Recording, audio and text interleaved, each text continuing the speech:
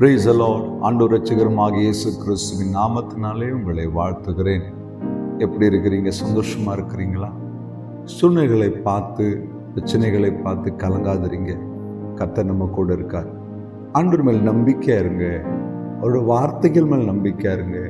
அவர் உங்களை ஒருபோதும் கைவிட மாட்டார். சரிங்களா? இன்னைக்கு ஒரு வார்த்தையை வாசித்து தியானிக்க போகிறோம்.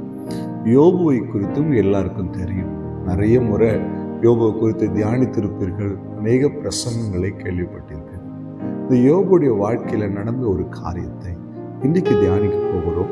யோபு 1ஆம் அதிகாரம் 22ஆம் வசனம்.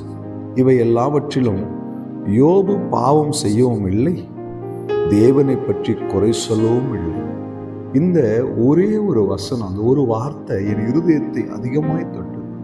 இவை எல்லாவற்றிலும் யோபு பாவம் செய்யவும் இல்லை, தன் வாயினாலே குறை சொல்லவும் இல்லை. எப்படி இந்த மனிதனால இருக்க முடிஞ்சிச்சு? எனக்கு ஒரு பெரிய கேள்வி. ஒரே நாள்ல வாழ்க்கை தலைகீழாய் மாறி போனது. தன் வாழ்க்கையில் இருந்த அத்தனையும் இழந்து போனார். ஒரு ராஜாவை போல அதிகாரத்துல இருந்து ஆசீர்வதிக்கப்பட்ட, தேவனாலே உத்தமனும் சர்மார்க்கன் என்று சர்டிபிகேட் பண்ணப்பட்ட ஒரு தேவ மனிதன் யோபு.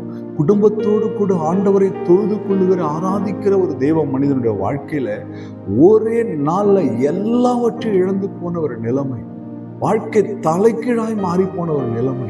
என் அன்பு தேவ பிள்ளை, அப்படிப்பட்ட ஒரு எல்லாவற்றையும் இழந்து போன நிலைமையில கூட தன்னை உண்டாக்கின தேவனை ஒரு வார்த்தை குறை சொல்லாமல்படி அந்த மனிதன் இருந்தார் என்றால், என் அன்பு தேவ பிள்ளையே, நீங்களும் நானும் எப்படி இருக்கிறோம்? நம்முடைய வாழ்க்கையில ஒரு சின்ன இழப்பு, ஒரு சின்ன தோல்வி, ஒரு சின்ன பிரச்சனை, ஒரு நஷ்டம், குடும்பத்துல ஒரு போராட்டம், ஒரு சின்ன வியாதி, ஒரு தலைவலி, எத்தனையோ நேரங்கள்ல ஆண்டவரை குற்றப்படுத்தி பேசிடுறோம்.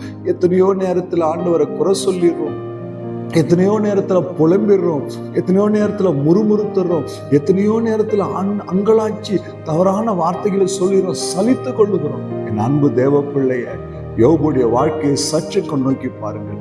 எல்லாவற்றையும் இழந்த நிலைமையில கூட ஆண்டவர் விட்டு விலகாதபடி, அவரை குறை சொல்லாதபடி, பாவம் செய்யாதபடி தன்னை காத்து கொண்டான்.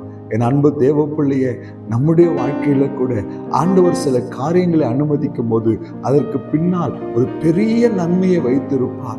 இன்றைக்கு உங்களுக்கு கஷ்டமாய் வேதனையாய் தோன்ற காரியங்கள் ஒரு நாள் உங்களுக்கு ஆசீர்வாதமாய் மாறும். யோபுடைய பின்னாட்களில் கர்த்தர் யோபுவை இரட்டத்தனை ஆசீர்வதித்தார். சோதனையை சகிக்கிற மனிதன் பாக்கியவான் என்று வேதம் சொல்லுகிறது.